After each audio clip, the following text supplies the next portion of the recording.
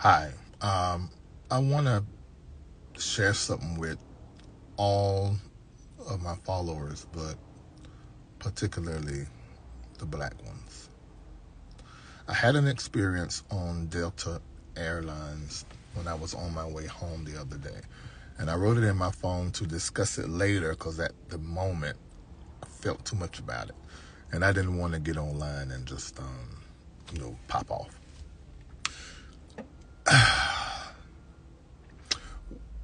We need to be very careful to not become our oppressors. Let me tell you what happened. So I'm getting in the plane. I got on the plane.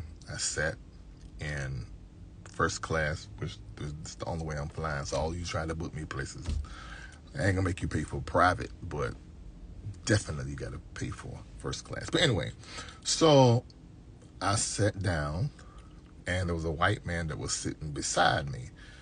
And this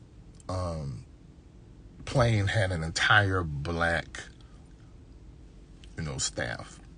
I didn't even think the pilot was black. But anyway, the black lady that was serving in first class, very terribly nice, cordial, treating everybody wonderful. But I noticed that she was treating me, I was the only black person in this particular first class, which was strange coming into Atlanta. And that black stewardess, I fell asleep a few times and woke up and I missed them giving a drink and all that kind of stuff. And she served me and asked me, did I want candies? Well, some of that is candies in that basket. Pretzels, cookies, and these little bars. She came to me, I know, 5 or 6 times and asked me solely. And I said, okay, well, maybe that's just a coincidence because I was falling asleep. And I looked to my left and this white man didn't have anything but a snack. And so I said, well, let me just ask for something else and just say, I ain't even need it. I said, let me ask for something else. And I said, can I have a ginger ale and give me a little water too? And the man said, yeah, I would like to have a water too. This woman came back with the ginger ale and one water and handed it to me. And I took my water and I said, no, sir, didn't you ask for water? He said, yes, here, take my water. I said, now, can you bring me another water? Because he asked, actually, the guy asked for the water prior to me. And she said, oh okay, I'll get it. I said, no, wait a minute. I do understand we've been oppressed and we've been done wrong. But now that we are in the upper echelon and we're the judges, we're the doctors, we're the lawyers, we're the people that's in the subdivision where every house is over $2 million. I get that.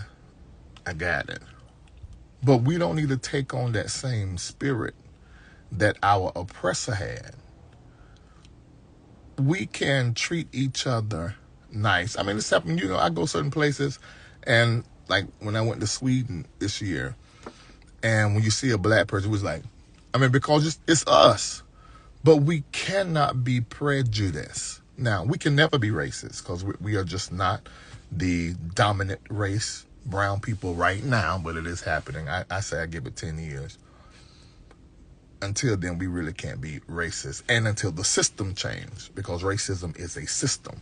So it's impossible for us to be racist. We're not empowered to be racist. But we can be prejudiced. And that, to me, is just as injurious. And we should not participate. And when we see each other being prejudiced like that, we need to check each other so that we're not turning into our oppressor. And I want to say this to all of you. Now, I'm telling you, this is personal. I was abused. I was mishandled. There was a rape that took place. If you watch my documentary, you've heard it. What began to happen to me is that I began to turn into those who done what they did to me. Not those that molested me and those that raped me, but I was also physically abused and was taught to very harshly. And I turned into that mean, horrible person, even with those that I loved. And then, I was pastoring tradition. I still pastor now, but in the four walls of the church, those first 20 years, I pastored like that a great deal of those 20 years, man. And I didn't even realize that I was so hard like that. So it can easily happen to you. We don't need to do it as black people to turn into our oppressor. And you don't need to turn into the person that caused you your pain. And check yourself on that. Do whatever work you need to work. I hear everybody talking about this shadow journal.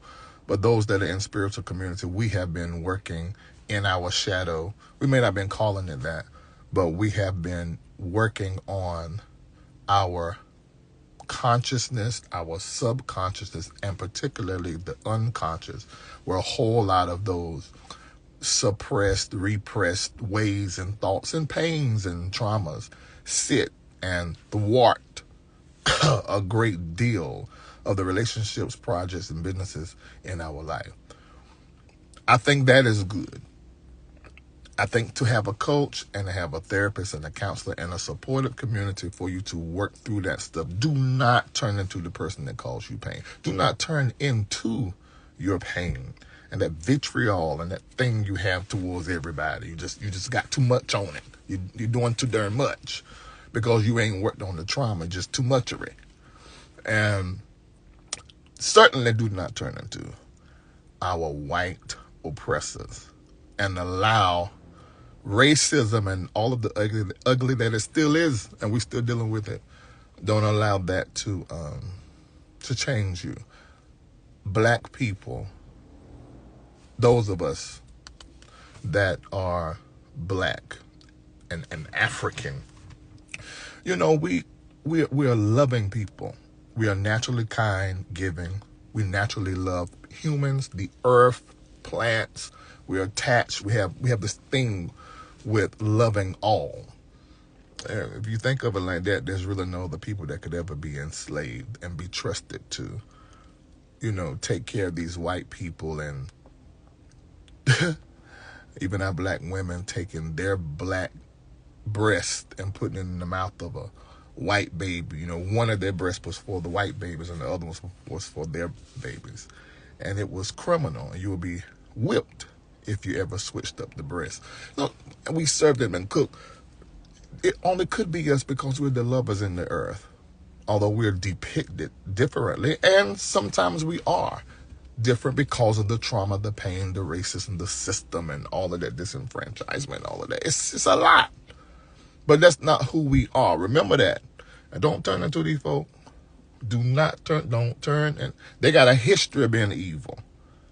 I'm not talking about white skin. I'm talking about whiteness. Don't turn into them. And that's all I got to say. I'm at the chiropractor. I got some stuff I got to do. And I love each and every last one of you guys. And let me also say this part right here too.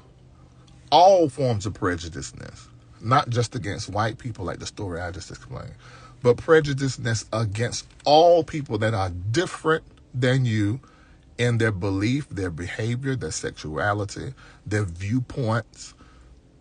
Don't do that. I mean, you can have an opinion about stuff, but you can even be critical, but don't do that traumatic, injurious thing to folk. All right, do the best you can with it. You ain't perfect. I ain't either. Bye.